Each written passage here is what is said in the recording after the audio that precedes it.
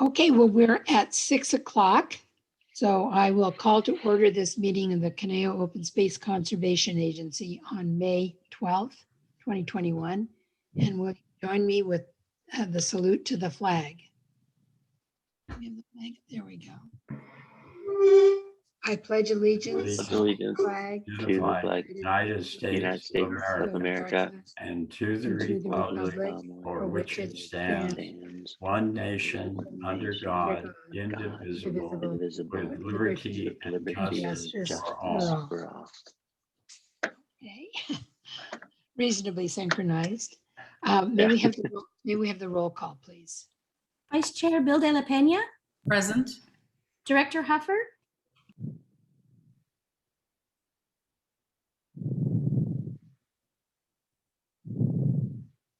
He seems to have disappeared from my screen. Oh,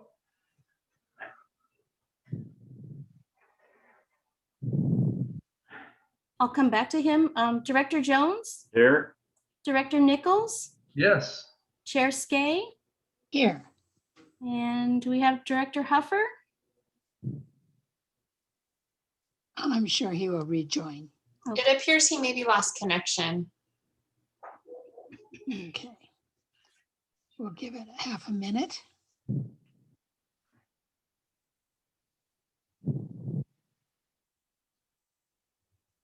Well, let's proceed, and he'll join us when he can.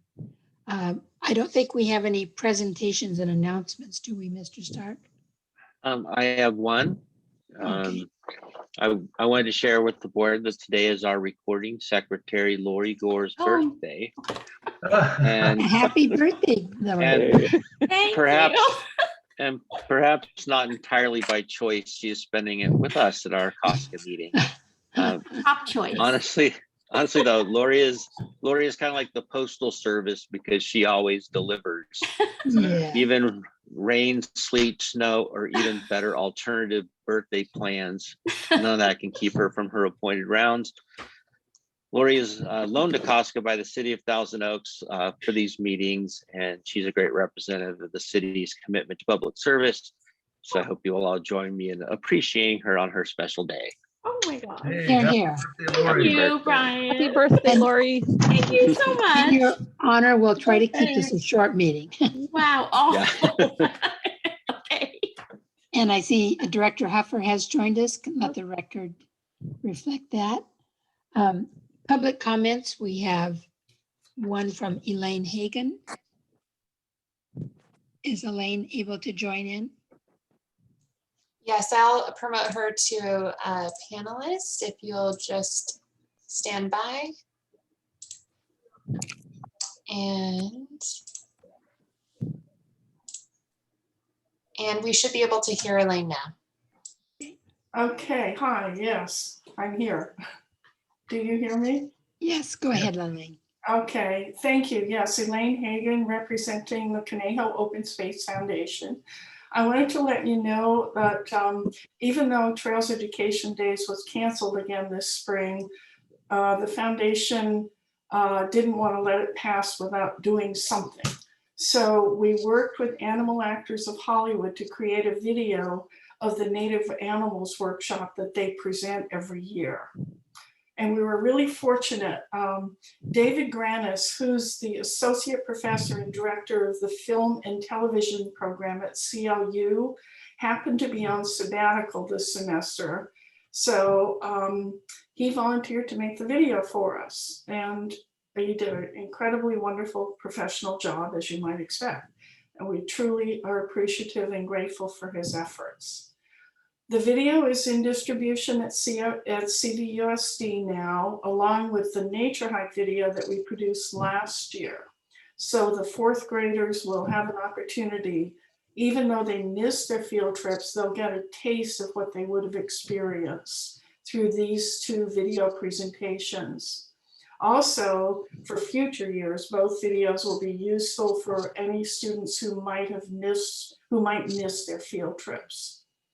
So both videos are available, are posted at COSF.org, accessible from our homepage.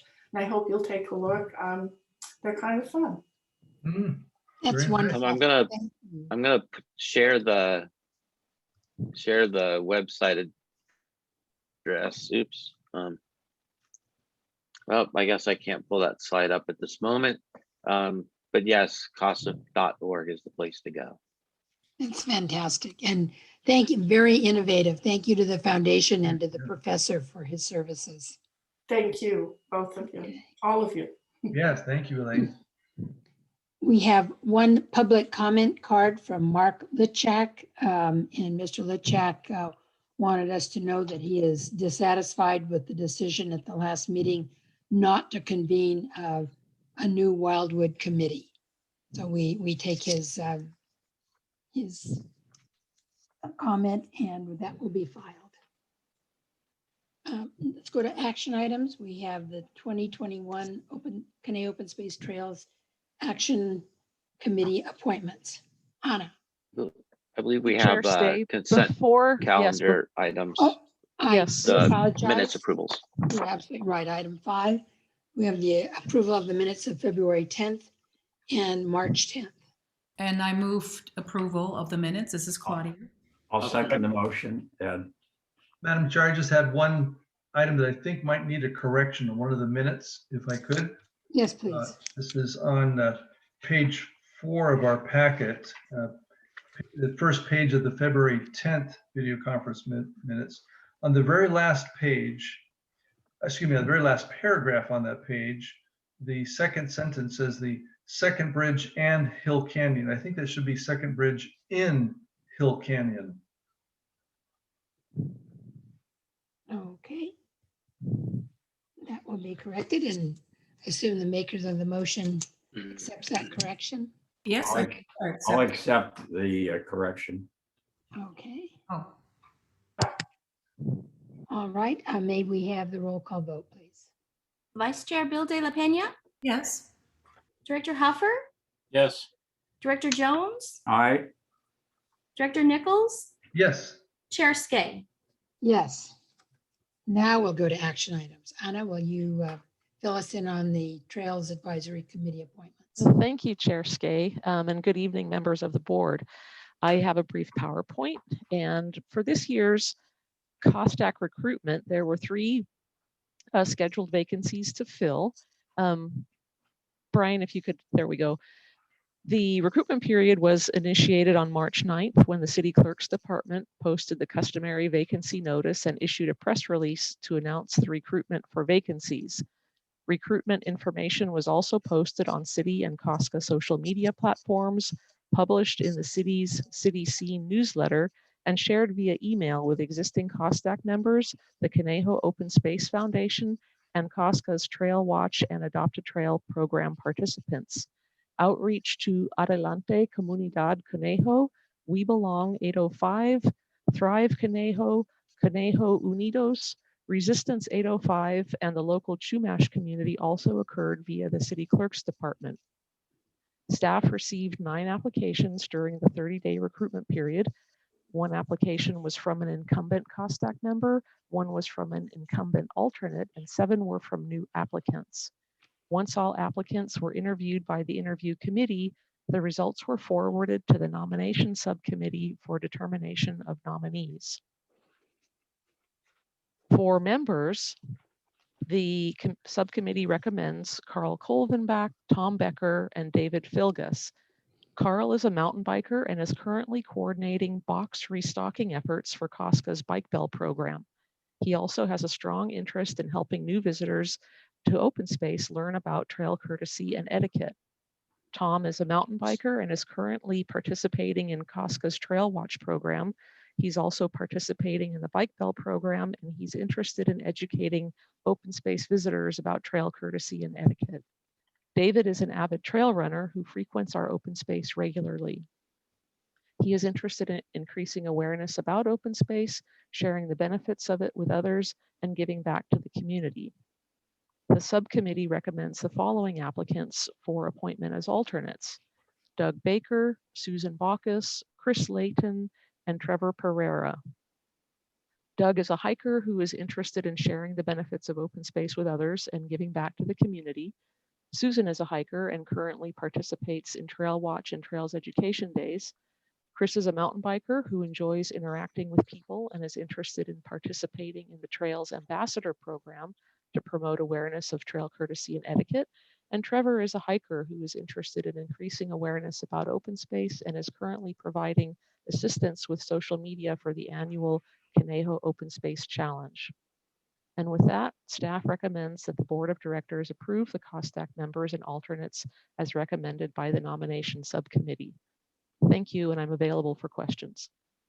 Very good. Are there any questions for Ms. Huber? Yes, Madam Chair, I have a question. Yes, sir. I was curious to know, there are, I guess, the 5 different organizations that were indicated that information was shared to.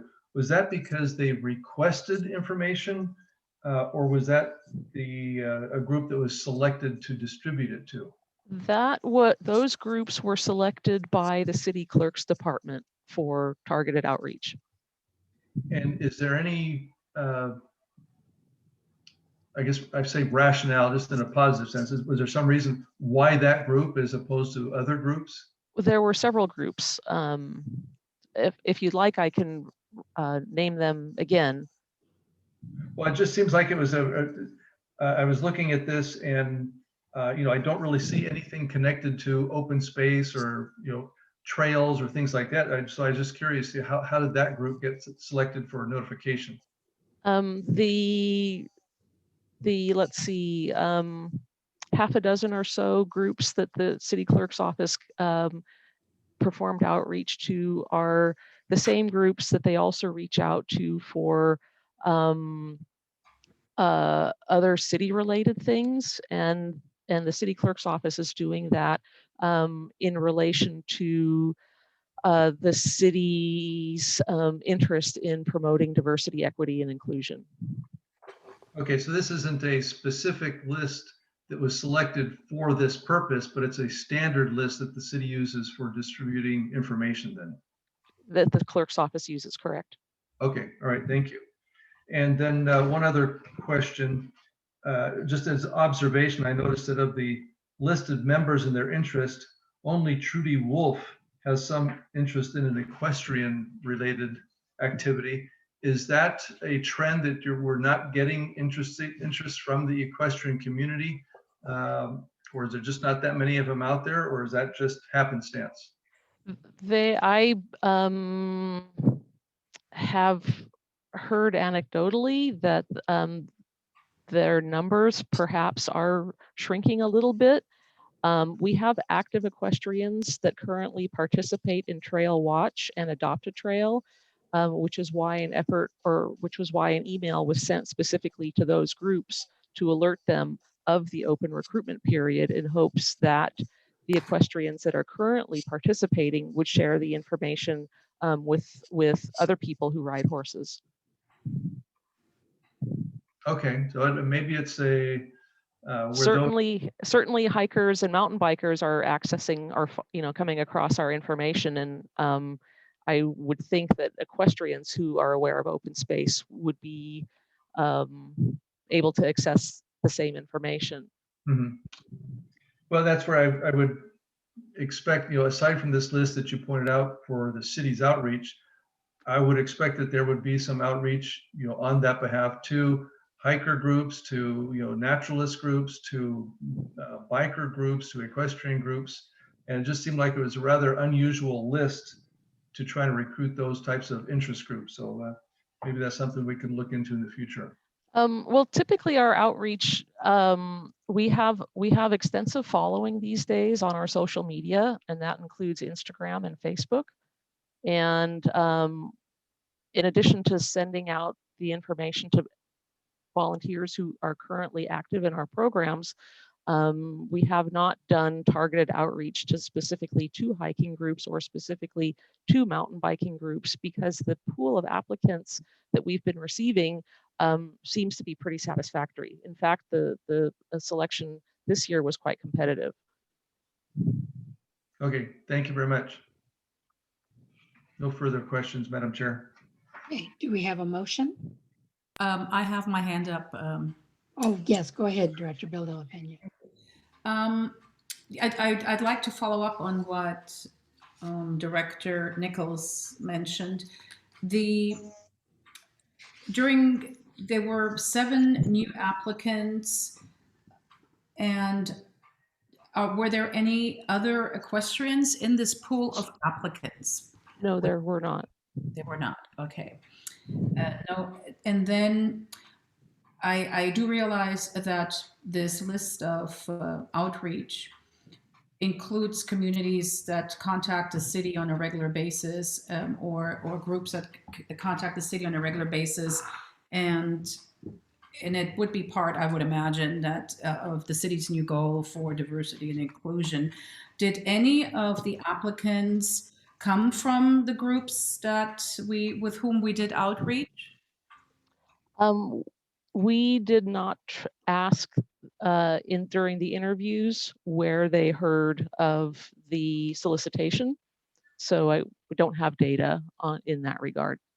Okay. Our interview questions pertain more to the applicant's familiarity with open space, with COSTAC, with COSCA, our organizational functions and things like that. Okay. And then did we post the openings also at the Rancho Potrero Equestrian Community Center? No, we did not, and that did not occur because we don't do specific outreach only to hiking groups and mountain biking groups either. Well, since we're kind of lean on the number of equestrians in our positions, I was wondering whether it would be possible to perhaps do a targeted outreach toward or at equestrians. Would that really be very much out of the norm? I mean, it seems that the numbers are shrinking. The number of equestrians is shrinking. So I thought perhaps it would be good to reach out to them also directly. We can certainly look into that. Okay, for the next search. All right, and I think that was it. I would move to approve the recommendation of the subcommittee's recommendations. I'll second. All right, thank you. If no other discussion, roll call vote, please. Vice Chair Bill De La Pena, Yes? Director Huffer, Yes. Director Jones, Aye. Director Nichols, Yes. Chair Skay. Yes. Next item is an informational one from Brian on the Community Fire Safety Outreach Project. Thank you, Madam Chair, members of the board. This is a quick update on our fire safety outreach project. At the Brian, COSCA Board of Directors, yes. you have a reminder that's showing on the screen from your calendar. Did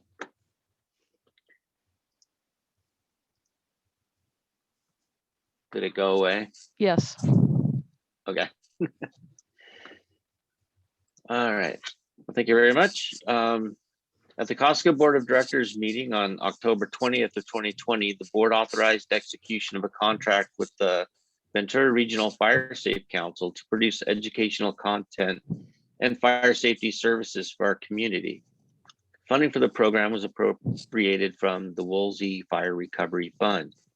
The program provides both educational opportunities in the form of free webinars for residents and assistance in disposing of flammable vegetation adjacent to homes at a series of free chipper days. I thought I'd leave this slide up here so people could take a look at our upcoming schedule of events. 2 webinars have already been presented. One was about general disaster preparedness that we organized in partnership with the Red Cross. And another was presented on fire insurance and wildfire risk. And we had a unique opportunity to connect with the California Insurance Commissioner's office on that to provide a lot of information. We had 36 attendees at the fire insurance and 10 in the general disaster preparedness. Our advertising is ramping up though, so we expect that these will continue to draw more people. 2 more are on the calendar, and we'll cover water-wise and fire-wise landscaping. That's coming up tomorrow evening. Should be very interesting. And the final one in the series will be the home ignition zone evaluations and home hardening. That will be presented on June 24th. The first free, down at the bottom, I've also put some web addresses people could look at. We've been in touch with other organizations like the Ventura County Resource Conservation District and the Santa Monica Mountains Resource Conservation District. So we're coordinating a lot of our advertising and noticing because all of us are doing some similar programming. So we're working together to try and make sure everybody has an opportunity to participate in one of these webinars. The first free chipper day was held on April 24th. Turnout was a little less than we'd hoped to get despite extensive advertising, but we have diversified our advertising approach a little bit here, and we hope that that'll open the event to some more people. It could be that April was a little early in the year for people to be thinking about the wildfire risk, but seeing as we had a wildfire last week, that might enhance interest in that kind of thing too. The program also includes training volunteers to undertake a limited number of free home inspections to assist homeowners in identifying practices on their properties, cost-effective practices that they could implement to harden their homes from embers and to build the resilience of their home. So far, 10 volunteers have met all the qualifications to pass the instructor's course. And we have 46 homeowners that have expressed interest in signing up. That information is still going out. We anticipated when we did the contract doing about 50 of these, so we hope that number will stay solid for us. But there seems to be some good interest there. Few other fire-related items since we're on the topic here. On April 19th, we had the county fire, burned approximately 28 acres of COSCA open space in the North Ranch. VC and CAL FIRE were able to control this rather quickly, and we really appreciate their help with that. 3 juveniles were arrested for igniting the fire. We'll be looking, as you can see, we did experience some pretty heavy damage in this one area.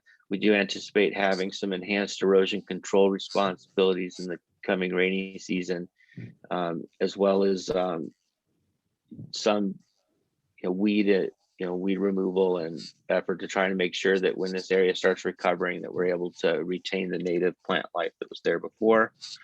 The erosion control will take part in the fall, and weed management will begin in the spring of 2020. We have submitted damages to the police department to go along with this to see if there was an opportunity to recover the costs of mitigating the damage in this area.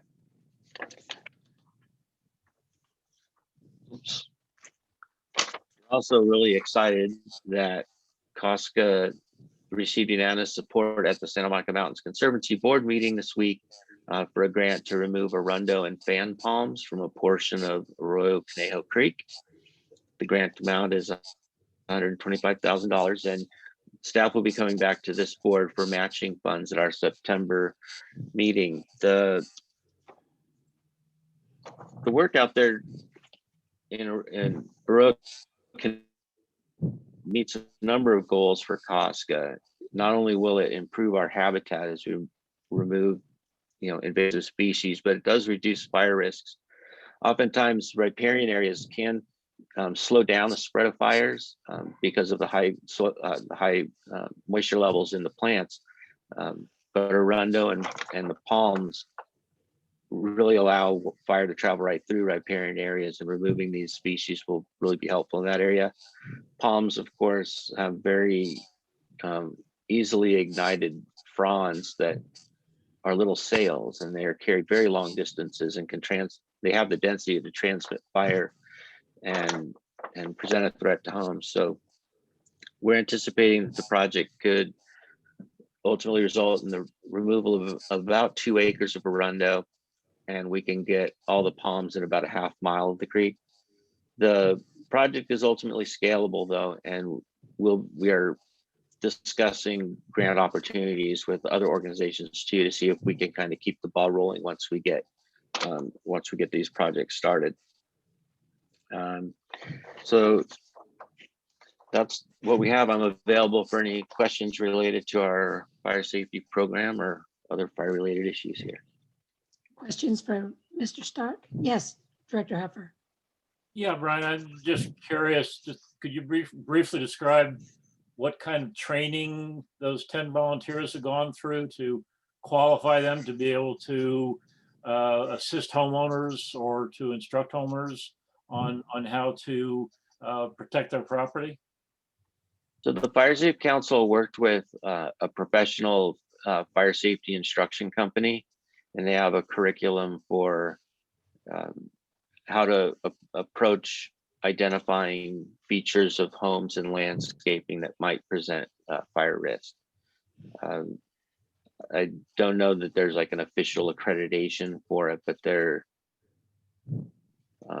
is a repeatable program that they've been using for some time to do this type of activity. Okay, thank you.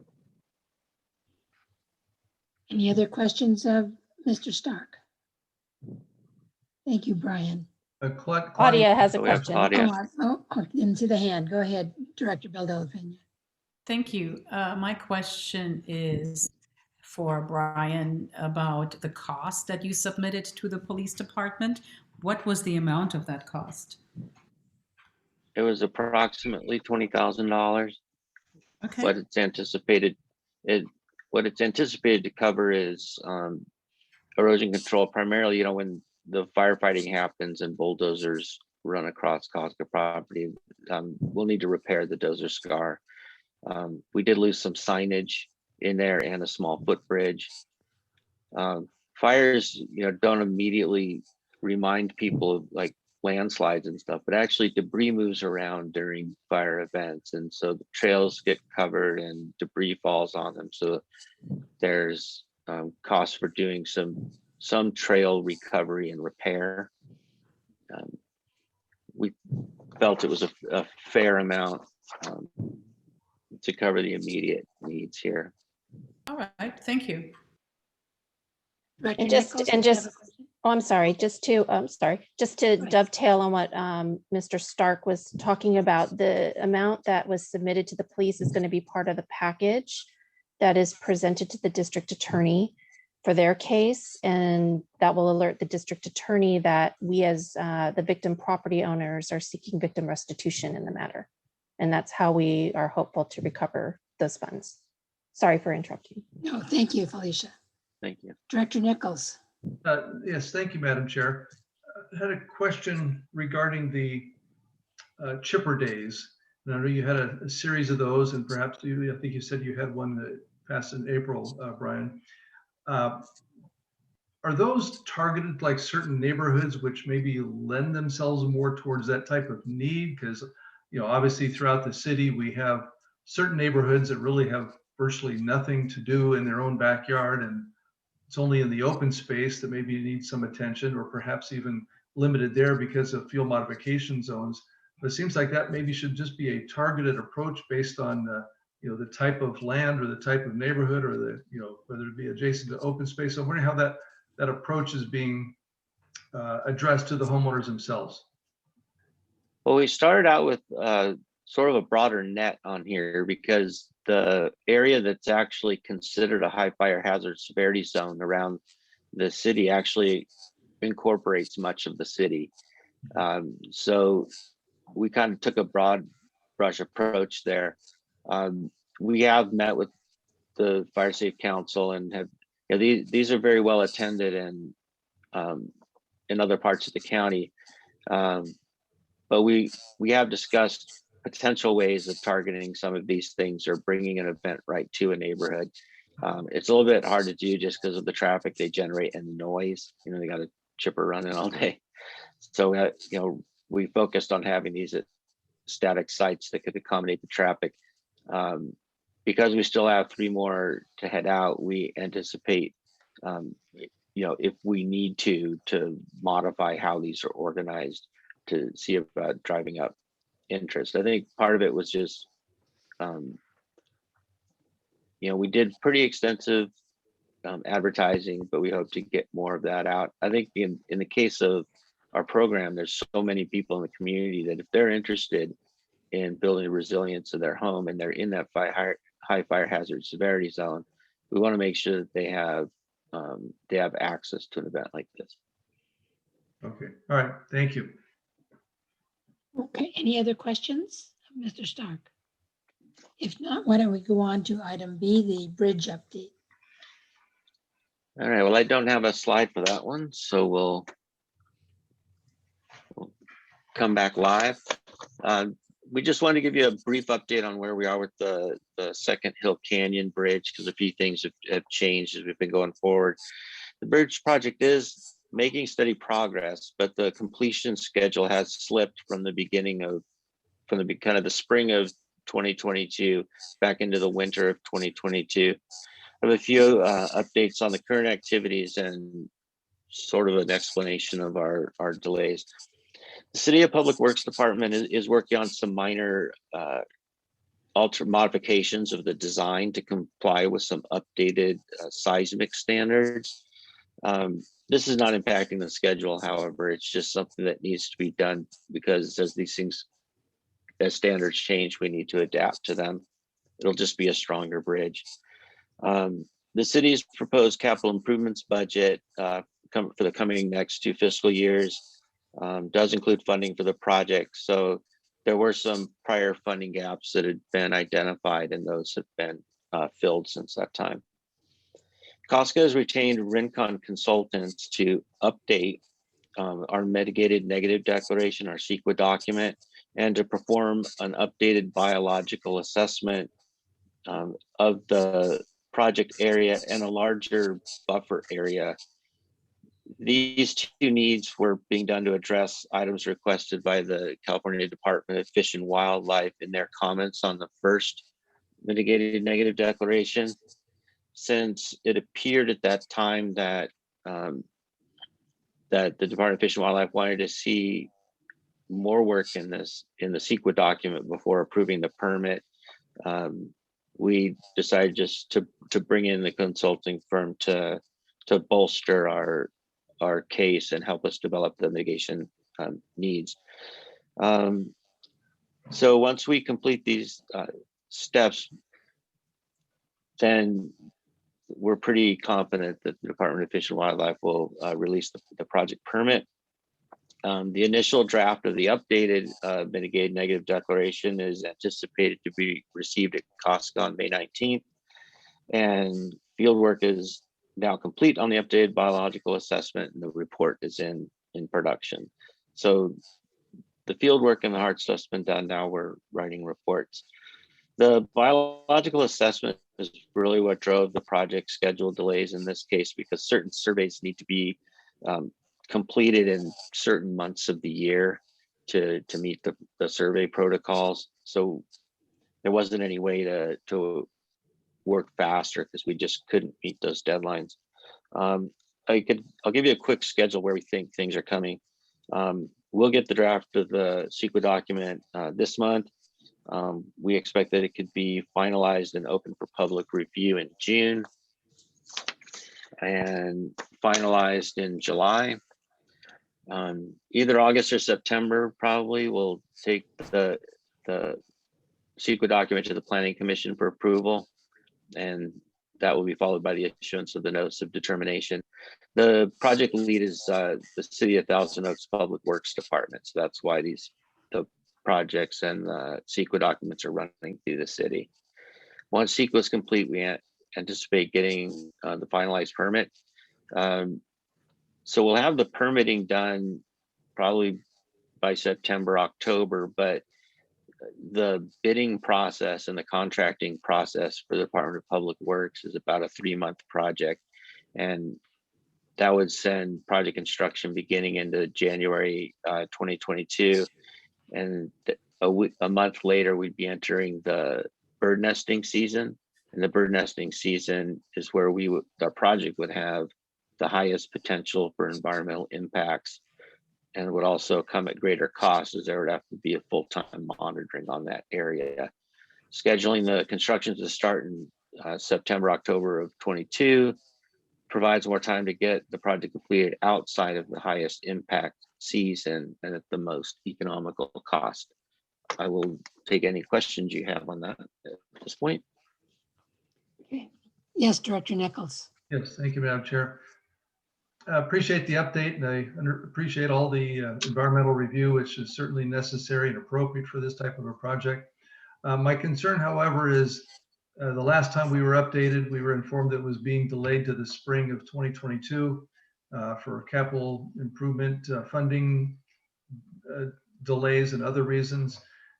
And before that, there was a delay. And I'm just, looking at this collection of delays, it seems like it's been 1 to 2 years, if not more, of delays. Short of a miracle, this happening tomorrow, which is not going to happen. Is there any type of alternative temporary means of providing access from the Santa Rosa County Park parking lot into the Wildwood area, such that you could start advertising that site as the address today, as opposed to waiting for the bridge, to try and alleviate some of these ongoing issues that we have with the Wildwood parking lot? I know in the past you mentioned there's concerns over the public accessing the road, which I understand is it's narrow and a challenge, but I'm just questioning if there's some type of delineators or dividers or something that you could separate traffic that would keep the trail users safe and yet still be able to advertise that address. I'm just wondering, you may have already thought of these things and assessed them all, so maybe you can enlighten me on that process. I mean, the delays are certainly frustrating, I think, for all parties involved. We're highly motivated to get this work done, and it's a very important project for COSCA and our part of the City Public Works Department as well. I think if we thought there was a way that we could safely move people through and across the creek up in that location, we probably would have done that already. The topography and the channel shape up in that region is just not amenable to trail work, and the stream's rather wide there, and because that's downstream. There's safety concerns in trying to have people walking across the creek at that location, and the damages that might be caused by putting trails down there. As to bringing people up along the road, that's more of a road design issue. So COSCA doesn't really weigh in on the city's requirements for how their roads have to be managed. So it would be my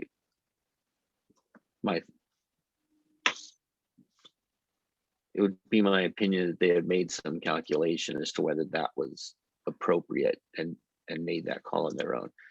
We can talk with them about it. The road was never designed, that whole way up the valley was never designed for pedestrian access. No, you're absolutely right. I'm just trying to explore, all opportunities. The more and more delays that we get, and yet we still continue to get pressure regarding the parking lot.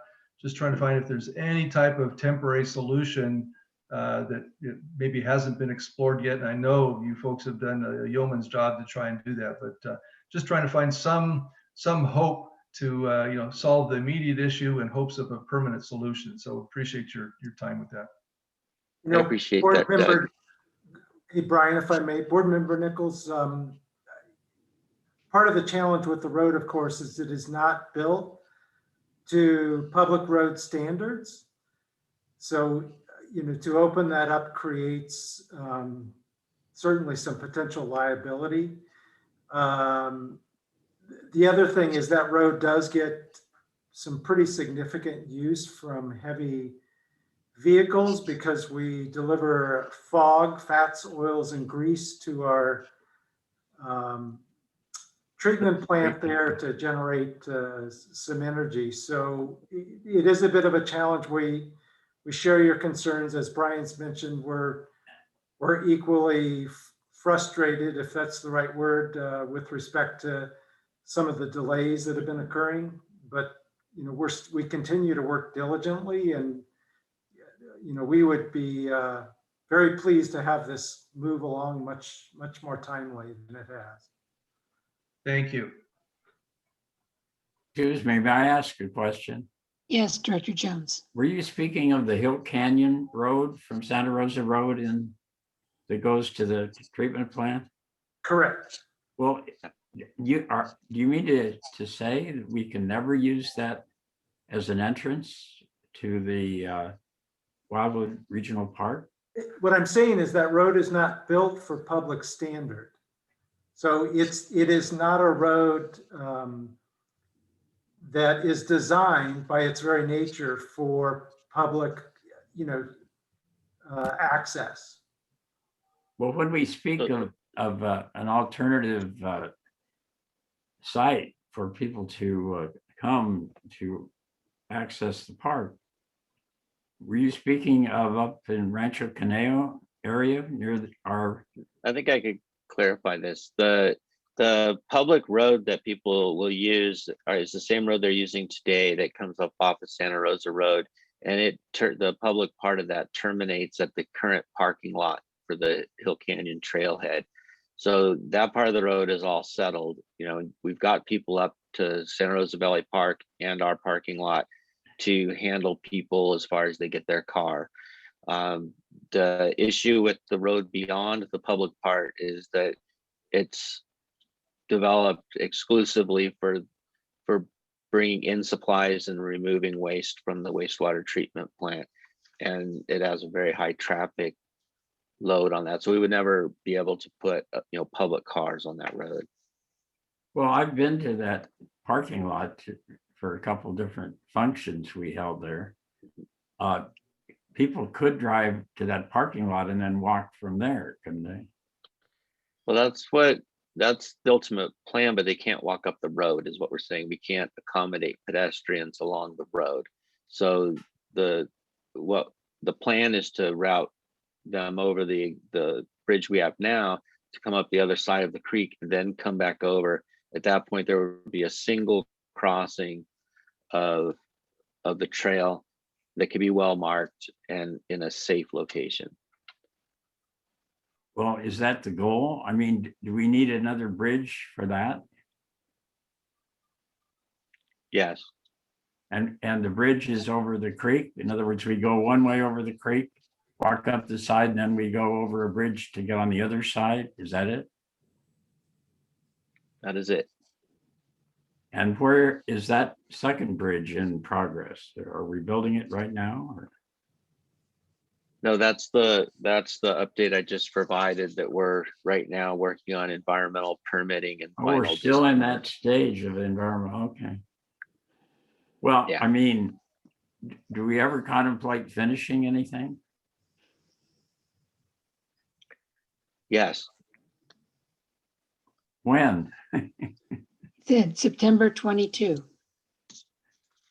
And in the winter of 22. Yeah. We think that's a firm date, do we? I hope so. You mean when you say winter of 22? There's a lot of. Is that winter of 22? Yeah, that's 23. Yeah. So if we think we could be on target to start construction as early as mid-September of 22. It's about a 3-month build. And where is that environmental process right now? We are preparing a CEQA document that will be circulated and finalized in July. And then once CEQA is complete, we anticipate pulling the permit from the Department of Fish and Wildlife that will allow the work to happen. The Fish and Wildlife. Who has to approve? Who has to approve the CEQA document? The city does. Okay.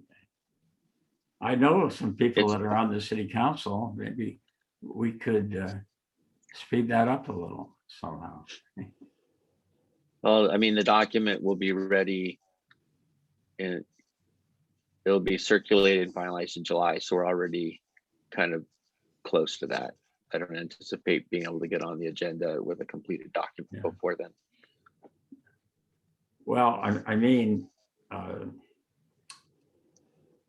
I don't need to state the obvious. Everybody knows the obvious, so I won't say it. Okay, thank you.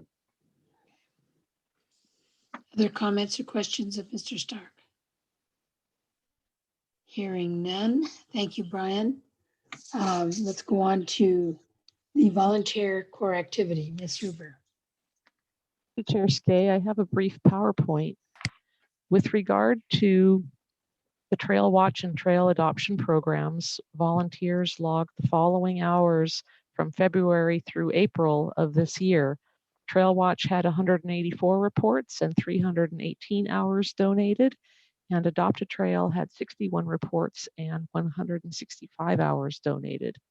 We very much appreciate the efforts of our dedicated volunteers as their work is integral to our open space management efforts. And with that, I'm available for questions. Thank you. Any questions on the volunteer hours?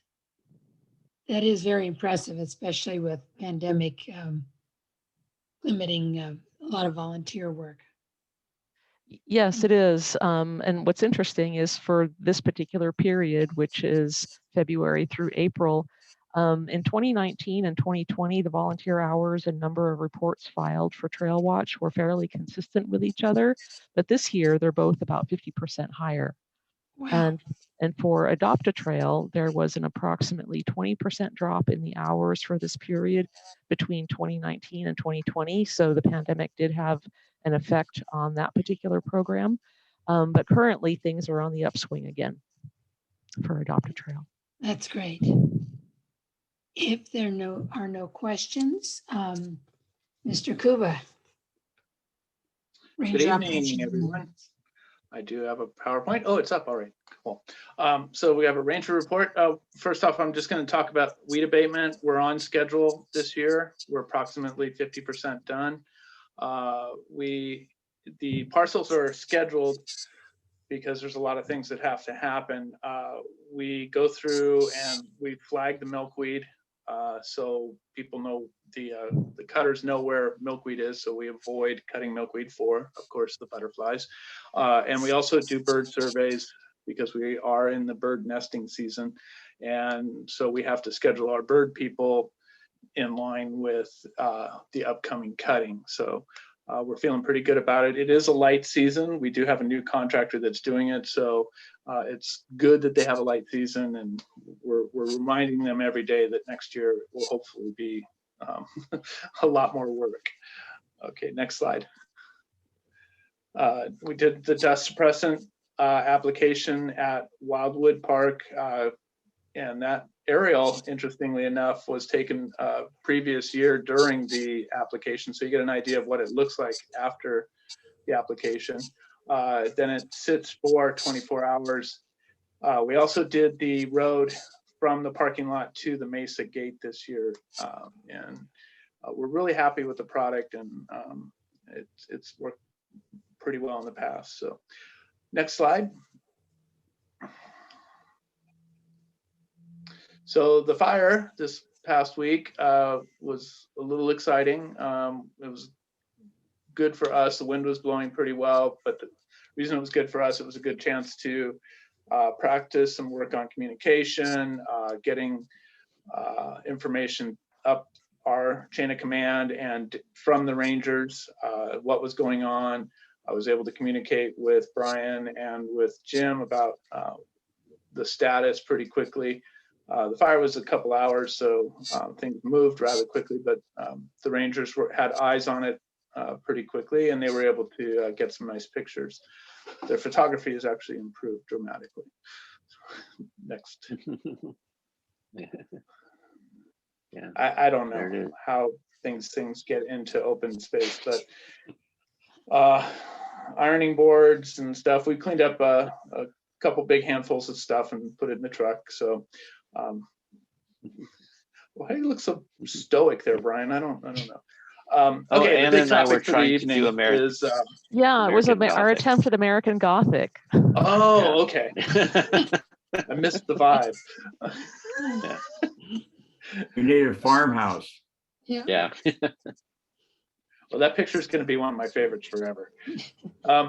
Anyway, so we've been working on the Los Robles reroute, and just to let everybody know, it opened up today. So we're super excited. But I am going to go back from where we left off last time in February was the brush cutting.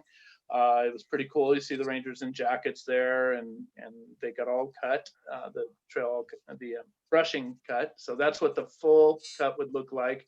It's approximately 10 feet wide. Go next.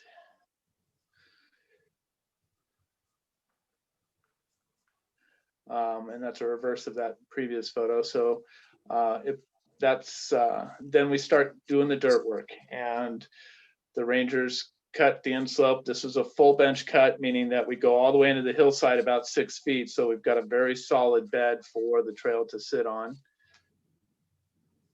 The Rangers worked with the crew. The crew is a contract group that we bring out of Ojai. And they loved this trail. It was very satisfying to build a complete trail. And this is before we did the clearance, the vertical clearance for horses. The Rangers come through with pole saws and make it safe for horses to be on. Reminds me of the photos they would take of the old loggers cutting down big trees. Right. Go ahead to the next.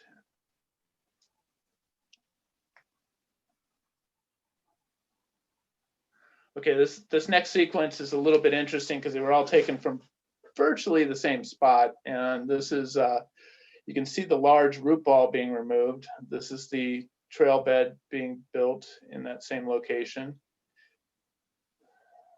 And a reverse of that, that's some mighty fine tread work that was done. Yeah. You see the fence there on the right side, that's actually at the road as it crosses the Rasnow's road. So everything seems to be very, very safe there for everybody. More trail beauty shots. Matt, this is Claudia. Is this the area near Rasnow Peak? Yes. Okay, very good. And so, I'm sorry to interrupt. What was that? No. I tried to visualize it where it was. Okay. Oh, okay. So these two individuals, you notice they're holding up two fingers because they were actually the second two people to ride it. Somebody else came up while the Rangers were unplugging the ends of the trail to connect it, do the final connection to the existing trail. And in the 2 hours that the Rangers were there, about a dozen people came through. So people have been anticipating this. We did some publicity ahead of time. And people were very excited to try out this new section. The reviews so far are very, very good. It's steep, challenging, and the view is spectacular. I was really impressed with the view. Go to the next.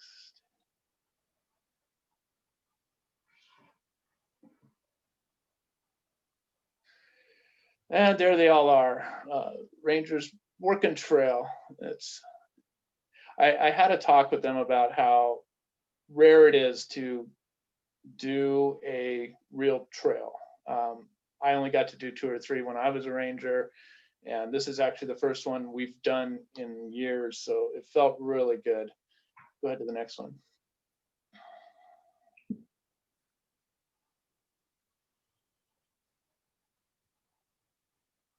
Matt, this is Claudia again. Is this the trail? Is this the missing link that connects that trail system? Or this is the reroute? I'm sorry. Go ahead. This is the reroute from the Rasnow properties. So this is it that moves out away from where it was. One that then connects the one trail with the other trail? Correct. Or it is, okay. Yeah. And this picture, it's kind of get into the Rangers' head a little bit. And after a tiring day, this is obviously a near the end of the day, the shadows are long and they're walking tired and they've been building trail all day. But on the last day, you're actually one of the first ones to walk the trail. So it's really a sense of accomplishment. I'm really proud of the Rangers and how well they did this year on this trail. They're super happy with it. Every day they were just smiling and sending me pictures. Matt, here's what we did today. Here's what happened today. And we saw so much stuff. It was great. So it's been a really, really nice experience. I do not have a sunset picture tonight because it feels like this meeting might end long enough for you all to go outside and watch your own sunset. I'm available for questions.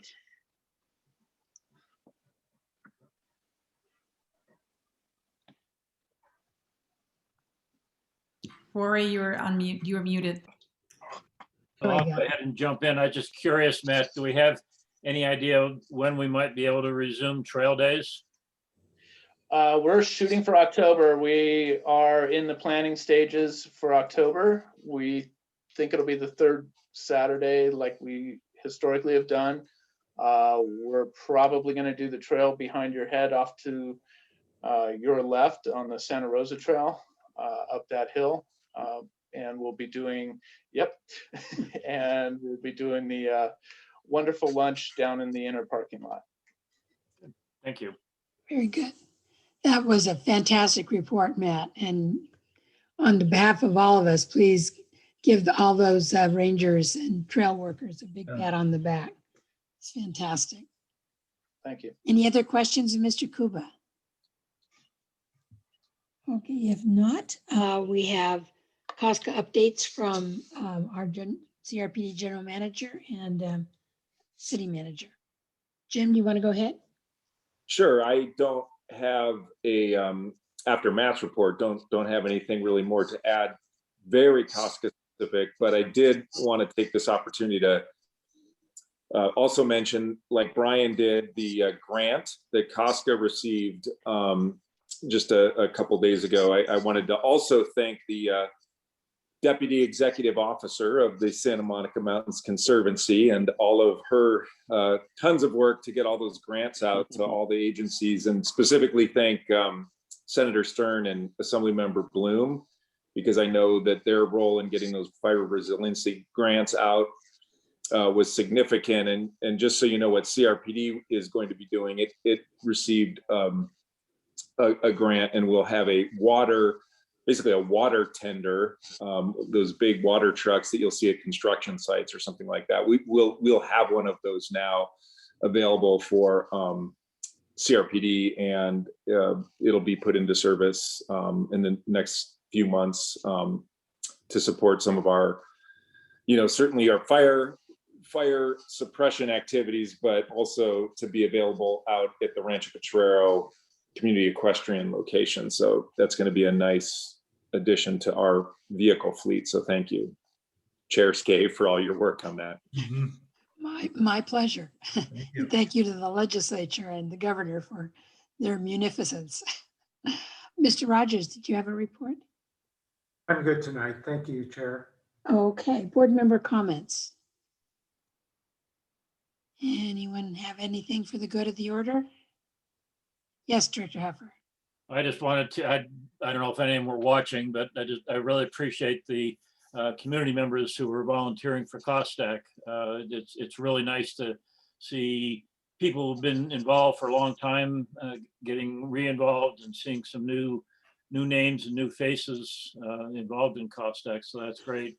And I did also want to thank Matt. It just happened this morning. I was talking with a friend, and he says he lives next to open space, and there was a pepper tree just outside his backyard. And he says, who do I talk to about getting rid of that? And before I even had a chance to contact anybody, Matt and his crew got rid of the trees. So thank you, Matt. Hey.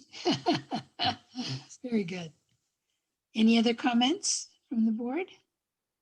Thank you all very much. It looks like we can adjourn to our next scheduled meeting, which is September 8th. Thank you, everyone. All right. Thank you. Bye-bye, Thank you, everybody. staff, for all your help. Okay.